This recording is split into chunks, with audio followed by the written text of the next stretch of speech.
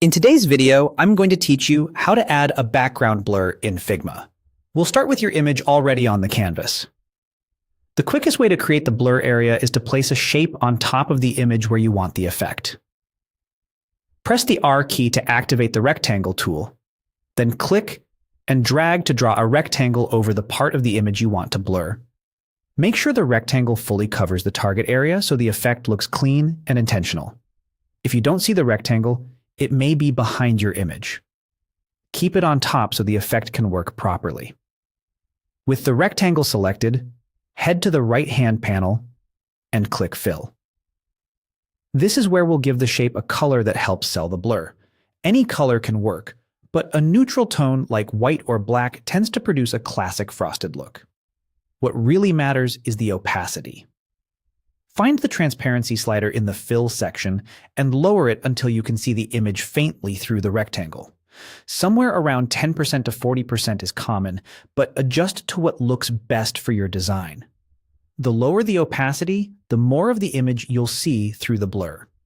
Next, we'll add the actual blur effect. In the right panel, click Effects to open the effects area. You'll typically see Drop Shadow appear by default. Click Drop Shadow to activate it. This simply adds an effect row we can modify. Now change the effect type to background blur. This tells Figma to blur whatever sits behind your rectangle, creating that smooth, glassy look. You'll see a small settings icon or a field beside background blur. Click that to reveal the blur amount slider. Drag the slider to increase or decrease the blur intensity. Higher values give a stronger, creamier blur.